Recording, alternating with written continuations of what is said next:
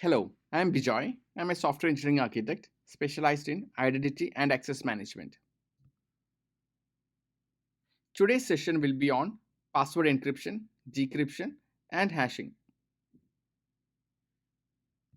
As part of today's session, I will walk you through a sampled registration flow. I will talk about encryption and some of the encryption algorithms. I'll talk about hashing and some algorithms that are used for hashing. And finally, I'll talk about the password verification flow.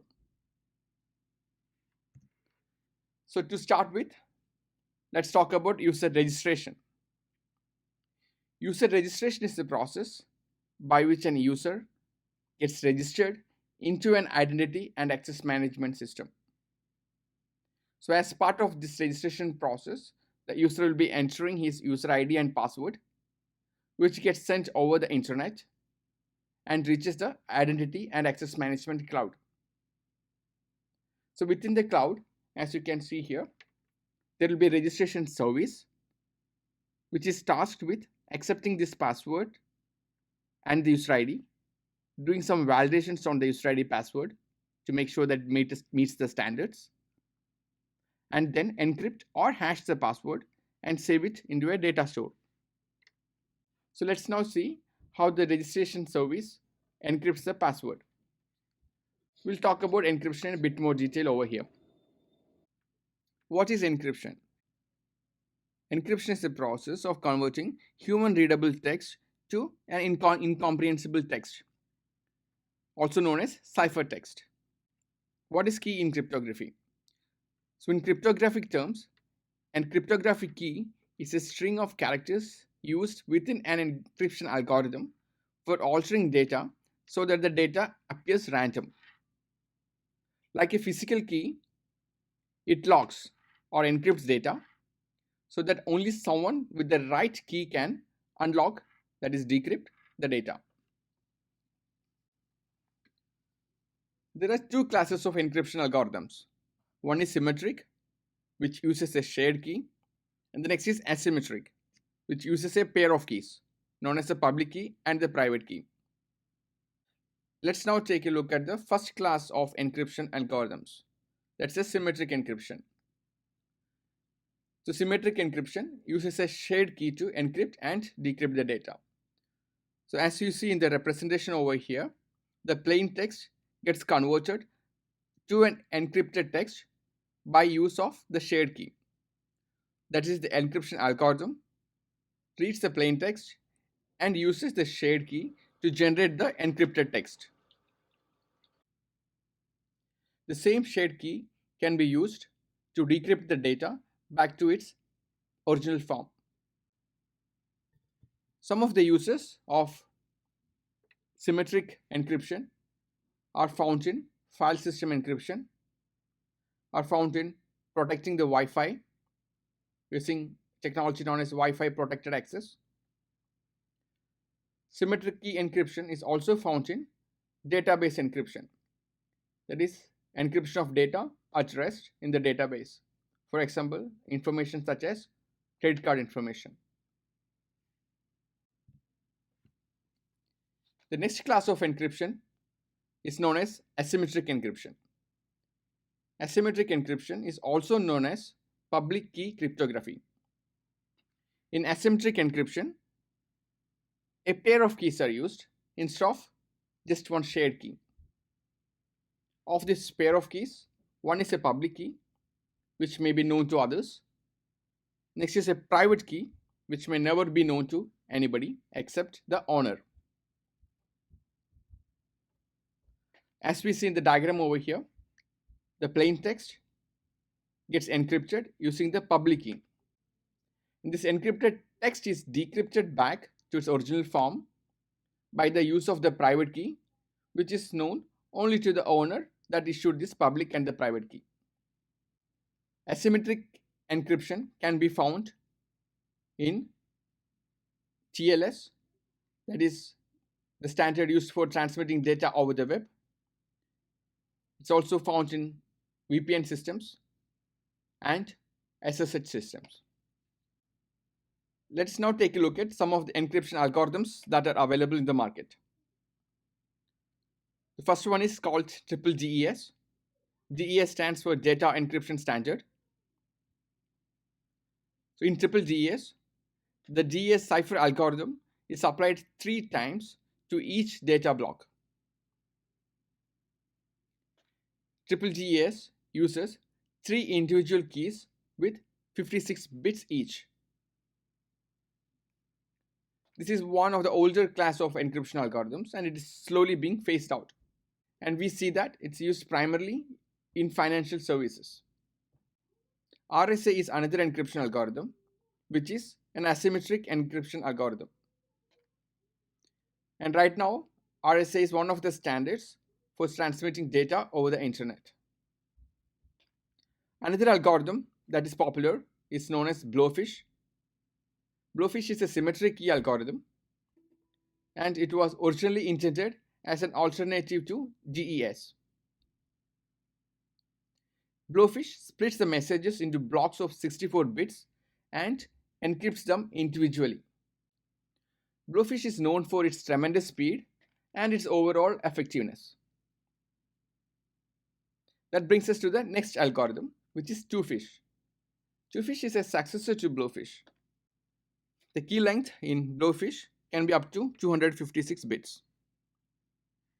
Like Blowfish, Twofish is also in public domain and is freely accessible and available for anybody to use. The final encryption algorithm that we will discuss today is known as AES, which stands for Advanced Encryption Standard, and was established by US National Institute of Standards and Technology. In AES, multiple key lengths are used. Even though key length of 128 bit is extremely efficient, 192 and 256 bits are also used for heavy duty encryption. AES is trusted as standard by US government and numerous organizations. Let's now look at one risk associated with encryption. The risk associated with encryption is that the keys could be stolen. A password is only as secure as the security of the shared or the private key. If a hacker gets access to the key, the original plaintext password can easily be reconstructed. That brings us to the next topic, which is hashing. Hashing is the process of converting an input into an output of a specific number of bytes. Hashing is a one-way function. That is, there is no way for somebody to reverse engineer a hash back into its plain text. A hash is irreversible. So hashing is one mechanism by which passwords are stored in modern IAM systems. Let's now talk about one risk that's associated with hashing. If a hacker manages to get access to the password hashes, then he can try to reverse engineer the original string by use of something known as rainbow tables. A rainbow table is nothing but a pre-computed database of hashes. Dictionaries and random strings are run through a selected hash function, and the input and the hash is stored in a table. A rainbow table can be used by attackers or hackers to do a password reverse lookup from a stolen database of hashed passwords. So, the possibility that a hash can be reverse engineered back to its original string by the means of a rainbow table brings us to the next topic, which is hashing by using a salt. So, what is a salt? Salt is a string that is either generated at runtime during the hash operation, or it's a static string. So, in the mechanism of hashing using a salt, the hash function uses the plain text along with a salt to generate the output hash. So, this technique of hashing by the use of a salt is a good way to avoid reverse engineering of hashes by the use of a rainbow table. Let's now see what are the different hashing algorithms that are available. MD5 is one of the oldest hashing algorithms, which is the fifth version of the message digest algorithm. MD5 creates 128-bit outputs. MD5 is slowly being phased out due to the inherent weakness of collisions. The next hashing algorithm is SHA-1, which is the second version of the secure hashing algorithm. SHA-0 is the first version. SHA-1 creates 160-bit outputs. Next is SHA-2, which is a group of hashing algorithms. It contains SHA-224, SHA-256, SHA-384, and SHA-512. Each algorithm is represented by the bit length of the output. That is, the output of SHA-512 will be of 512 bits. Next is SHA-3, and it is the latest version of the SHA family of algorithms. The internal structure of SHA-3 is different from the MD5-like structure of SHA-1 and SHA-2.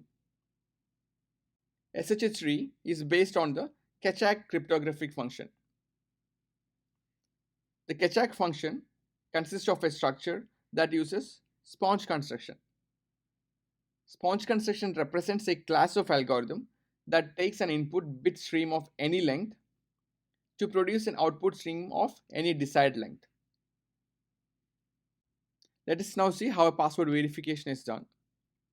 The user enters his username and password, and the IAM system picks up the stored password based on the username, decrypts the password, and compares it against the password that the user has entered. And if the password matches, the user is granted access to the system. This is what happens in case of the passwords that are encrypted. Let us now see how an IAM system authenticates a user in the case of hashed passwords.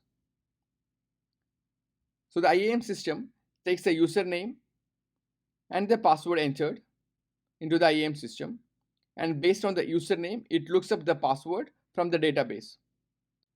So what happens is the user entered password is run through the hashing operation again to generate the password hash.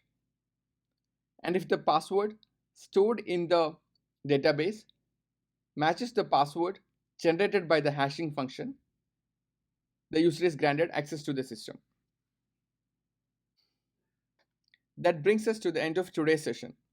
So to recap, today we talked about password encryption, decryption, password hashing, and we also talked about how a user gets registered into the system and how the system validates an user.